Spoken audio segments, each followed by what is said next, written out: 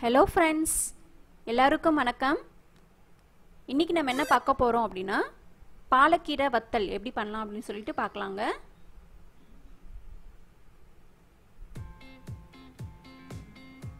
பாலக்கீரை அரை கட்டு நான் எடுத்துர்க்கேன். அத வந்து இந்த மாதிரி சின்ன சின்ன பீஸா கட் பண்ணி எடுத்துக்கோங்க.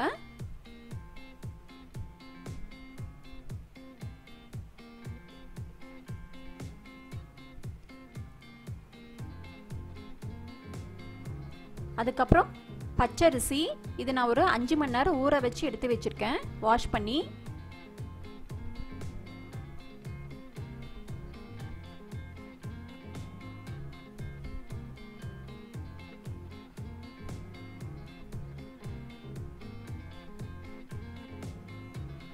அதுக்கப்புறம் பச்சை மிளகாய் ஒரு 4 எடுத்துக்கோங்க. பெருங்காயம் ஒரு 1/4 டீஸ்பூன், உப்பு தேவையான அளவு, சீரகம் 1 டீஸ்பூன். இப்போ இத மிக்ஸில போட்டு அரைச்சுக்கலாம். ஃபர்ஸ்ட் கட் பண்ணி வச்சிருக்க பாலக்கீரையை போட்டுக்கலாம்.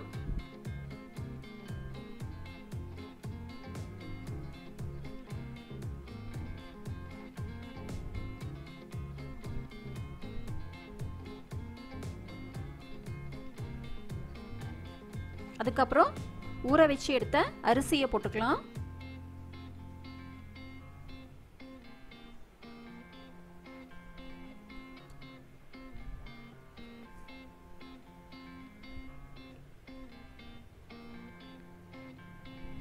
இது கூட பச்சை மிளகாய் 4 பச்சை மிளகாய் போட்டுக்கலாம்.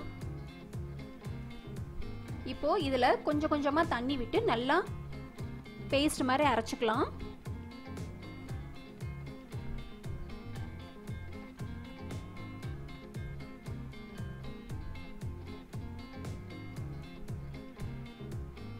பச்சரிசி அப்படின்றனால நல்லாவே நமக்கு சீக்கிரமா அரைஞ்சிடும். இப்போ அரைச்சாச்சு. இத வந்து நம்ம வடிகட்டி எடுத்துக்கலாம்.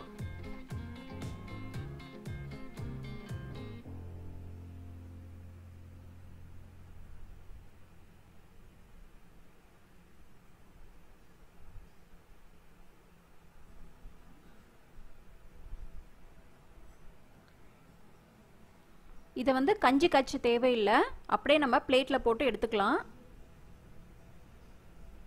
அதனால ஈஸியா நமக்கு வேலை முடிஞ்சிடும்.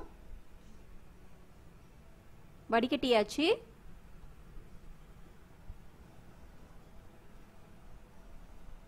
இப்போ நம்ம எடுத்து வச்சது எல்லாமே போட்டுக்கலாம். இதுல நான் எக்ஸ்ட்ராவா இதுல எள்ளு கொஞ்சம் ஆட் பண்ணியிருக்கேன். 1 டேபிள் ஸ்பூன் வெள்ளை எள்ளு, பெருங்காயம், சீரகம், வெள்ளை எள்ளு 3யும் போட்டு நல்லா கலந்து விட்டுக்கோங்க.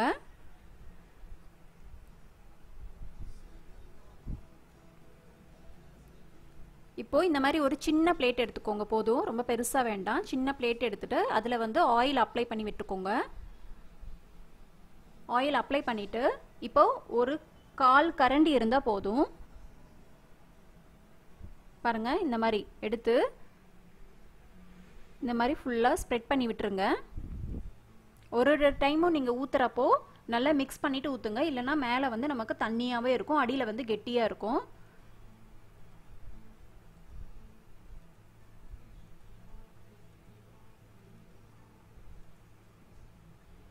இப்போ வந்து இத வந்து ஒரு தோசைக்கல்லுல வச்சுக்கலாம்.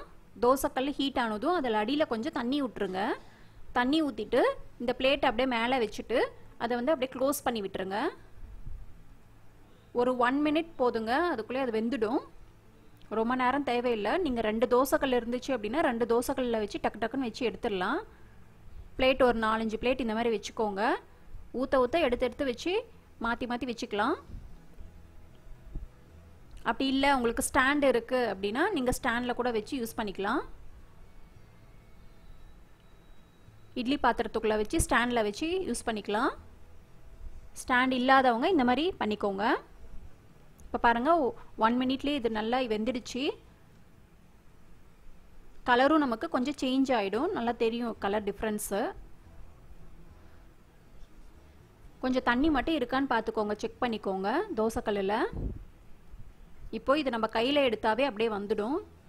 பாருங்க நல்லா வந்துருச்சு ஈஸியா.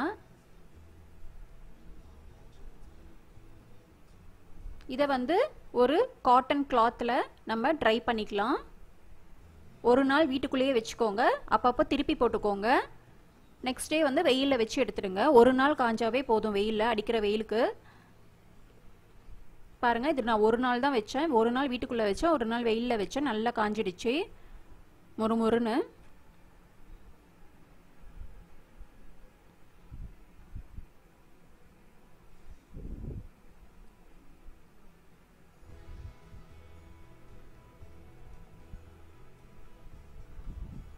கலரும் பாருங்கள் நல்லா டார்க் ஆயிடுச்சு.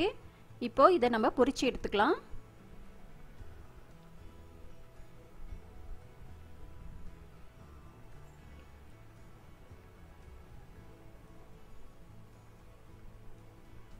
முறுமுறுப்பான பாலக்கீரை வத்தல் ரெடி ஆயிடுச்சு. கண்டிப்பாக ட்ரை பண்ணுங்க, உங்களுக்கு பிடிக்கும். டேஸ்ட்டும் நல்லா இருக்கு. இந்த வீடியோ உங்களுக்கு பிடிச்சிருந்தது அப்படின்னா லைக் பண்ணுங்க, ஷேர் பண்ணுங்க, மறக்காம கமெண்ட் பண்ணுங்க, சப்ஸ்கிரைப் பண்ணுங்க.